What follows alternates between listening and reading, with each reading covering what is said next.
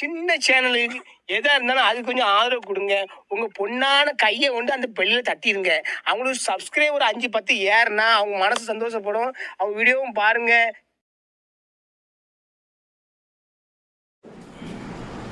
அடுத்தபடியாக மார்க்சிய பெரியாரிய புகழ் கட்சி சேர்ந்த தோழர் துரை சித்தார்த்தன்.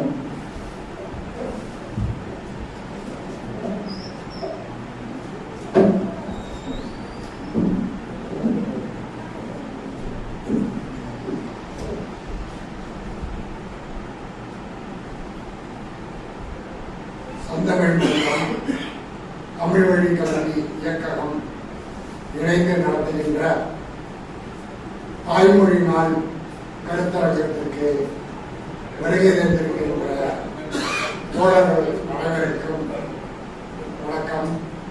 இந்த கருத்தரங்கத்திற்கு தலைமையேற்று இருக்கின்ற சந்தமிழ் மன்றத்தின் தோழர் அந்தேசு அவர்களே மற்றும் வரவேற்புரை நல்கிய தமிழ் வழி கல்வி இயக்கத்தின் சஞ்ஞாயி தோழர் அவர்களே மற்றும் இந்த நிகழ்வில் கலந்து கொண்டு கருத்துரையாற்ற இருக்கின்ற தமிழ் வழி கல்வி இயக்கத்தின் தோழர் சின்னப்பா தமிழர் அவர்களே, மிக சிறந்ததொரு உரையை நிகழ்த்திய தமிழ்நாடு பொதுவுடைமை கட்சியின் தோழர் செல்வமணி அவர்களே உள்ளிட்ட அனைவருக்கும்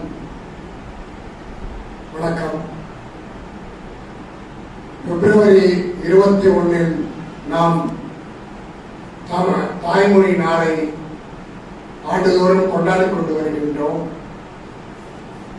அதை இந்த வரலாற்றின்படி பார்த்தோம் என்றால் வங்கதேசம் கோரிக்கையை விடுத்ததின் விளைவாக ஐநா மன்றம் ஏற்றுக்கொண்டு இந்த நாளை அறிவித்தது என நாம் வரலாற்று தகவலின்படி பெறுகின்றோம். ஆனால் உண்மையிலேயே அதற்கு பொருத்தமான செயல்பாடு தமிழகத்தில் தான் நடந்தது. எப்படி என்றால் 1940ஆம் ஆண்டு இதே பிப்ரவரி 21ஆம் நாள் இந்தி திணிப்புக்கு எதிராக அன்றைய சென்னை மாகாணம் ராஜாஜி அவர்களால் பிறப்பிக்கப்பட்ட உத்தரவை திரும்ப பெற்றுக் கொண்டது. இப்படி வரலாற்றை நாம் உரிய இடங்களுக்கு நாம் கடத்தாதன் விளைவாக நாம் வரலாற்றில் புறக்கணிக்கப்பட்ட சமூகமாக ஆக்கப்பட்டுக் கொண்டிருக்கின்றோம். இங்கே தோழர்கள் இது தாய்மொழி நாள் மட்டுமே என்கின்ற தன்மையில் இல்லாமல் தற்சார்பு கல்வி தமிழ் வழி கல்விக்கான கூட்டமாகவும் அயல் மொழி கலப்பை அகற்றுவோம் என்பதை தொடர்பாகவும் ஜாதி ஒடுக்குமுறை தேசிய ஒடுக்குமுறை வகுப்பு சுரண்டலுக்கு எதிராக தமிழர்களை ஒருங்கிணைக்க வேண்டும் என்ற தன்மையில் தான் இந்த கருத்தரங்கத்தை இங்கே ஏற்பாடு செய்திருக்கிறார்கள் என்பது இந்த கூட்டத்தின் வாயிலாக நாம் அறிந்து கொள்ள முடிகிறது. ஏனென்றால் நம்மளுடைய வரலாற்றின்படி ஏன் இந்த அம்மா இப்படி சொல்றாங்க, கடந்த சில நாட்களுக்கு முன்னால் இந்தியாவின் ஒன்றிய நிதி அமைச்சர் இதே பகுதியில் படித்தவர், இதே ஊர்க்காரராக விளங்கிய அவர் தமிழ் படிச்சா பிச்சை கூட எடுக்குமாம், தமிழ் படிச்சா பிச்சை எடுக்க வேண்டிய அவசியம் இல்லை, நாங்கெல்லாம் தமிழ் தான் படித்தோம், நல்ல முறையில் தான் இருக்கோம், ஆங்கிலத்தை ஏதோ கூடுதலாக கற்றுக்கொண்டு இருக்கின்றோம், எங்களுக்கு ஆங்கிலம் அதிக அளவில் தேவைப்படவில்லை, தமிழ் தான் பெரும்பான்மை தமிழகத்தில் வந்து யோசிக்கின்ற 85% மக்களுக்கு தமிழ் மட்டுமே தேவைப்படுகிறது. நாம் தமிழர்களை ஏமாற்றிக் கொண்டிருக்கிறோம். குறிப்பாக இன்றைக்கு ஆட்சியாளராக விளங்குகின்ற ஆட்சியாளர்கள் அதிகாரிகள் இவர்கள் மக்களை ஏமாற்றிக் கொண்டிருக்கின்றார்கள். தமிழால் எல்லாம் முடியும். இப்போது நவீன அறிவியல் தொழில்நுட்பங்கள் ஏஐ போன்ற தொழில்நுட்பங்கள் வந்த பிறகு ஒரு மொழி கற்றாலே போதும், இன்னொரு மொழி எல்லா மொழியிலும் நாம் எந்த மொழியில் வேண்டுமானாலும் எளிமையாக உரையாடலாம். அதுக்கு இருக்கின்ற அறிவியல் கண்டுபிடிப்புகள் நமக்கு சாதகமாகத்தான் கொண்டிருக்கிறது. அதெல்லாம் தான் இவர்களுக்கு வேலையாக இருக்கின்றது. ஏனென்றால் நாம் காலகாலமாக நமக்கு சென்ற ஆண்டு தமிழக முதலமைச்சர் அவர்கள் ஒரு மிகச்சிறந்த இரும்பின் காலத்தை பொறுத்து ஒரு வெளியீட்டை வெளியிட்டார். அப்படிப்பட்ட இரும்பின் தொன்மை கிமு 3345 ஆண்டுகளுக்கு முன்னால் நம்மால் 1600 செல்சியஸுக்கு மேல் உருக்கி ஒரு கருவியை உருவாக்க முடியும் என்றால் தமிழனுக்கு எவ்வளவு ஒரு மரபு சார்ந்த அறிவியல் சார்ந்த சிந்தனை இருக்க வேண்டிய எதிர்பார்க்க வேண்டும். ஆனால் நம்மளுடைய சூழலின் காரணமாகவும் இங்கிருந்த வந்தேரிகளின் படையெடுப்பின் காரணமாகவும் இங்கிருந்த மன்னர்கள் அதற்கு ஆய்ப்பிட்டத்தின் காரணமாக மன்னர்களுக்கு என்ன தேவை, தாங்கள் அதிகாரத்தில் இருக்க வேண்டும் என்கின்ற தன்மையின் காரணமாக அதற்கு இவர்கள் வழிகேடால் ஆக்கப்பட்டார்கள். இல்லை என்றால் சங்க இலக்கியங்கள் 38க்கு மேற்பட்ட பெண்பால் புலவர்கள் இருந்த ஒரு சமூகம் எப்படி ஒரு ஒடுக்கப்பட்டு கல்வி நம்மளுடைய 2 தலைமுறைக்கு முன்னால் இருந்த சமூகங்களை எண்ணி பார்த்தோம்னா கல்வி அறிவு என்பதே இல்லாமல் இருந்தது. ஏனென்றால் அன்றைய இருந்த இளவரசு காலத்தில் நம் கொண்டு செல்லப்பட்டதன் விளைவாக இன்றைக்கு அவர் இயக்கத்தை ஆரம்பித்த போது 7% இருந்த படிப்பறிவு இன்றைக்கு 83% ஆகியிருக்கிறது என்றால் திராவிட இயக்கத்தின் பின்புலம் அதற்கு மூல காரணமாக விளங்கியது. தந்தை பெரியார் அவர்கள் கூட தமிழ் மொழியை குறித்து சில செய்திகளை சொல்லியிருக்கிறார். அவரே சொல்லியிருக்கிறார், நான் ஊட்டியில சொட்டர் போட சொல்லுவேன் குளிர்றதுன்னு, ஆனால் மேட்டுப்பாளையம் வந்து சொட்டர் கையில சொல்லுவேன். அதனால என்னோட கருத்து மாறிடுச்சுன்னு சொல்லலாம். அந்தந்த சூழ்நிலை தேவைக்கேற்றனால நான் சிலதை சொல்லுகிறேன். அது நீங்கள் ஏற்று எதையெல்லாம் அவருடைய தன்னுடைய உலகில் இறுதியில் அதை தான் சொல்லுவாரு. நான் சொல்லுன்னு எதையும் நீங்க நம்ப வேண்டிய அவசியம் இல்லை. உங்களுடைய சிந்தனைக்கு அறிவுக்கு அதை உட்படுத்தி ஏற்றுக்கொள்ள வேண்டியது ஏற்றுக்கொள்ள தள்ள வேண்டியதை தள்ளுங்கள். அவரே தமிழ் மொழிக்காக மூல குழுவை அமைத்தார். அவரை மறைவதற்கு 4 ஆண்டுகளுக்கு முன்னால் அந்த குழுவை அமைத்தார். அதில் முதலாளர் தமிழ் மரவர் பொன்னமரானார், 2வது தோழர் ஆலைமுத்து, 3வது இருந்தவர் துணைவேந்தராக முன்னை சென்னை பல்கலை துணைவர் அந்த பொற்காவல். இவர்கள் 3 மேற்கொண்ட 2 மறைந்து விட்டார்கள். ஆனால் அவர்கள் வாழ்நாள் முழுவதும் தூக்கி பிடித்தது தமிழ் வழி கல்வியை தான் தூக்கி பிடித்தார்கள். அதற்காக தான் மாநாடுகள் போட்டார்கள். எங்கேயும் அவர்கள் மற்ற மொழியை தூக்கி பிடிக்கணும் எங்கேயும் சொல்லவே இல்லை. ஆகவே பெரியார் தொடர்ச்சியாக இவர்களைத்தான் நாம் எடுத்துக்கொள்ள வேண்டும் என்பதை இந்த நேரத்தில் தெரிவித்து, பெரியார் சொல்ல பல விஷயங்களை விட்டு ஏதோ சில விஷயங்களை கொண்டு வந்து சேர்ப்பது என்றால் பார்ப்பனர்கள் எப்படியாவது நம்மை பின்னுக்கு தள்ளிவிடும். ஏனென்றால் பிச்சைக்காரனுக்கு பிச்சை எடுக்கிறத பத்தி தான் தோணும். நல்லா இருக்கிறவனுக்கு நேற்று கூட ஒருத்தன் வந்து ஒரு இது சொல்றான், 5000 ரூபாய் போனா அவன் யாருக்காக அப்படிங்கிற மாதிரிலாம் சொல்லியிருக்காங்க. ஒரு பொது அவையில் இவை என்றெல்லாம் பதிவு பண்ணுவது மிகப்பெரிய வெட்கக்காரான செயல். ஏனென்றால் அவர்கள் என்ன தொழில் செய்தார்களோ அதிலிருந்து இதை விட அதிகமான கூடுதலான தொகை வந்து அந்த மாதிரி பாலியல் தொழில் செய்தால் கிடைக்கும் என்றால் நீ அந்த பரம்பரையாக நீங்கள் அந்த தொழிலை செய்தால்தான் உங்களுக்கு நினைவு அதை ஒட்டிதான் வரும். அதே மாதிரி பார்ப்பனர்களுக்கு வேலையை பிச்சை எடுப்பதுதான். அதனாலதான் உங்களுக்கு பிச்சை எடுக்கிறது பற்றியே தோணுது. நீங்க எங்களுக்கு 1 மொழி போதுமே, எங்களுக்கு எதுக்கு 3 மொழி? 3 மொழி என்பது சிரமம், அது வந்து தேவையற்றது. 1 மொழி படிக்கிறது போது என்கின்ற நவீன தொழில்நுட்பங்கள் வந்து கொண்டிருக்கின்ற காலங்களில் மற்ற மொழிகளை படிப்பது என்பது சிரமமானது. அதுவும் குறிப்பாக எல்லா இதையும் விட்டு அவர்களுக்கு தேவையானது அறிவியலும் கணிதம் மட்டுமே இந்த தலைமுறை கடத்தப்பட்டால் அது போதும். ஏனென்றால் அறிவியலும் கணிதமும் இங்கே வந்து தொழிலாளர்களை உருவாக்குவதற்காக பயன்படும். ஆனால் மனித வளம் சம்பந்தப்பட்ட வரலாறு, தமிழ் முதலிய கலைகள் படிப்பதன் மூலமாக இந்த சமூகத்திற்கு எவ்வளவு தூரம் இந்த மாணவர்களும் தொழிலாளர்களும் பயன்படுவது என்பது இப்படிப்பட்ட இலக்கியங்களை கடத்துவதன் மூலமாகத்தான் செயல்பட முடியும்.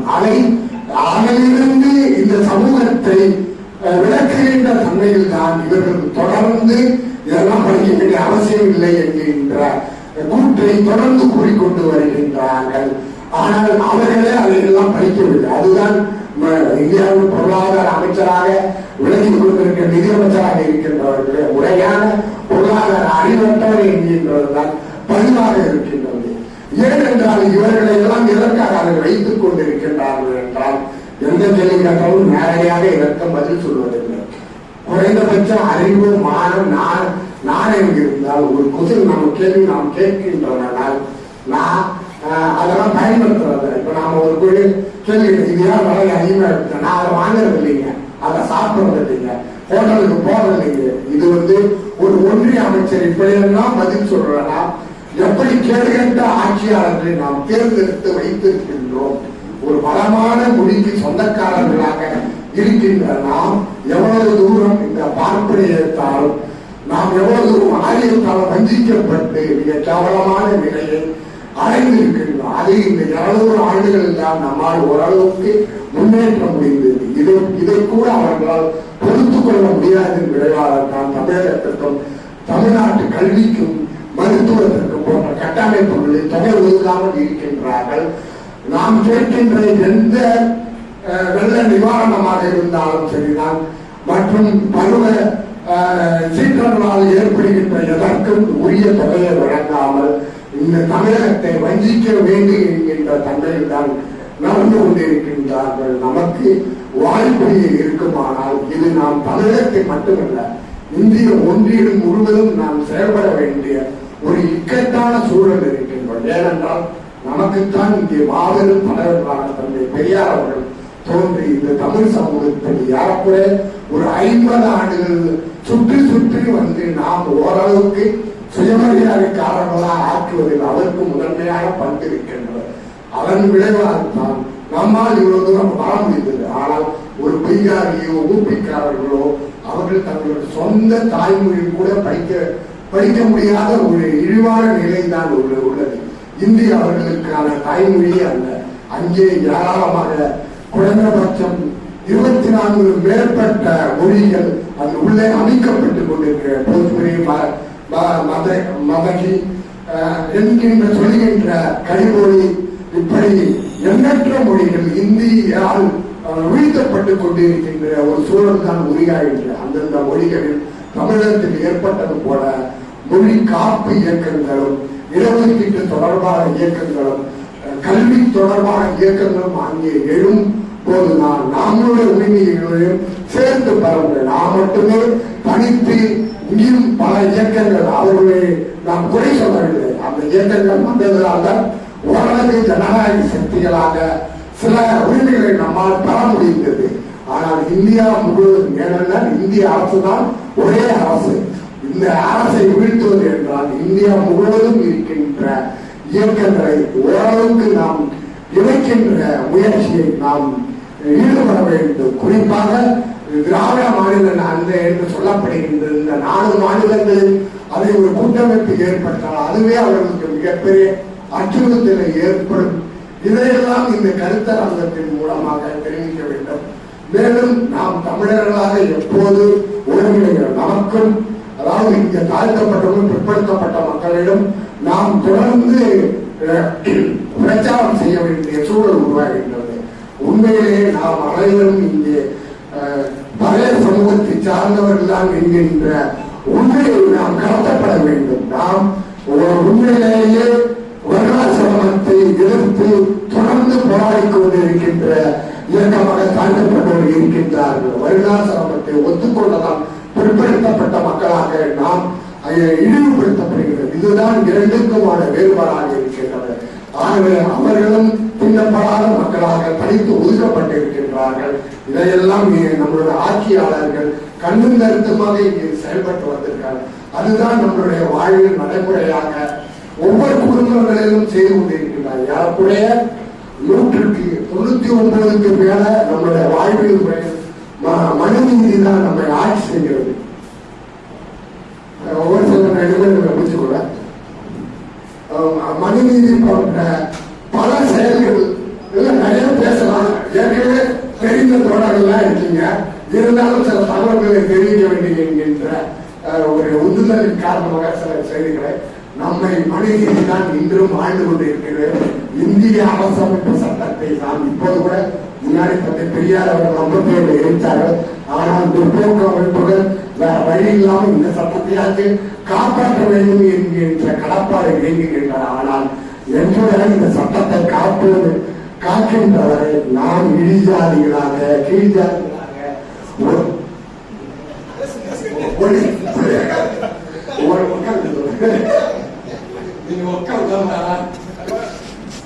இழிஜாதிகளாக ஒடுக்கப்பட்ட ஜாதியில நாம் ஒன்றிணையாதவரை அதில் அவர்களுக்கு தான் பார்வை அமைச்சமாகும். இரண்டு ரயில்வே தண்டவாளங்கள் மாதிரிதான் இங்க இருக்கின்ற எஸ்எம்பிசியான மக்களாக புரிந்து வைக்கப்படுறார். இதை 2 பேரும் ஒன்றிணைந்தால் இங்கே ரயில் என்ற தண்டவாளம் ஓடாது. அது ஓடாது இருப்பதை நாம் உறுதி செய்ய வேண்டும். அவர்கள் நம்மை இணைக்காமல் இருக்கின்ற எல்லா வேலைகளும் அவர்கள் செய்து கொண்டுதான் வருகின்றார்கள். அதிலிருந்து நாம் எவ்வளவு தூரம் கண்ணுங்கருத்துமாக இருந்து நம்முடைய சிந்தனையும் செயல்பாட்டையும் தொடர்ந்து கடத்தி கொண்டு வருகின்றோம்.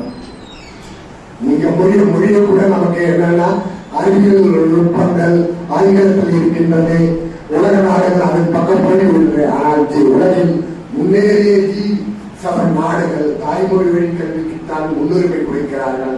அந்த வழியில் படிக்கும் போதுதான் சுய சிந்தனை வருகின்றது, சுயமொழியாத உணர்வு வருகின்றது. நாங்கள்லாம் அந்த படிச்சுட்டு வந்தவங்க தான். அதன் மூலமாகத்தான் இந்த சமூகத்தில் எங்களால் முடிந்த சிலவற்றை செய்ய முடிகின்றது. எல்லாருக்குமே எப்படி குடும்ப கடப்பாடு இருக்கின்றதோ அதுபோல எங்களுக்கும் அப்படிப்பட்ட கடப்பாடு இருந்தாலும் இந்த சமூகத்திற்கு தேவையான சிலவற்றை செய்ய வேண்டிய பொறுப்புணர்ச்சி இருக்கின்றது. தோழர் ஐயா போன்றவர்கள் எல்லாம் தன்னுடைய பல துன்பங்களை மீறி தொடர்ந்து அந்தந்த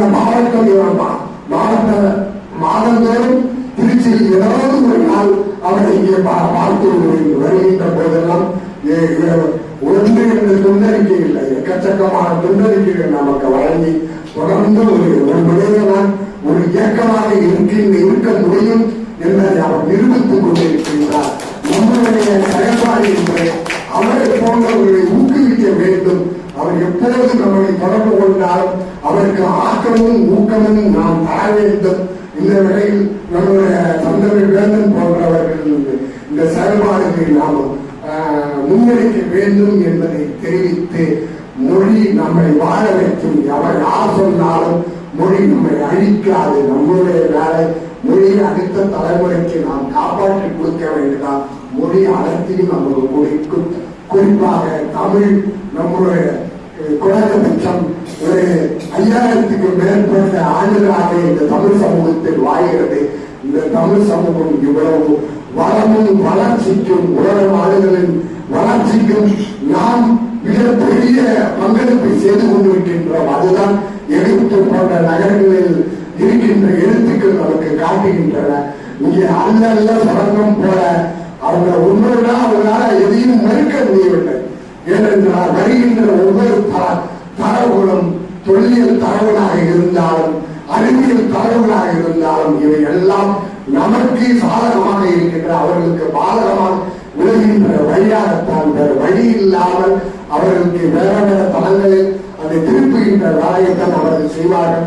அவர்கள் இதை தொடர்ந்து செய்வார்கள். நாம் தான் கண்ணும் கருத்துமாக இருந்து நம்மிடம் இருக்கின்ற சிறு சிறு முரண்பாடுகளை நீக்கிவிட்டு நாம் எல்லாம் உழைக்கும் உலக மக்கள், நாம் தமிழர்கள், தமிழை தவிர வேறு ஒன்றும் நம்மை இணைக்காது என்பது புரிதலை நாம் ஏற்படுத்திக் கொள்ள வேண்டும் என்பதை இந்த கூட்டத்தின் வாயிலாக தெரிவித்து நிறைவு செய்கிறேன். நன்றி.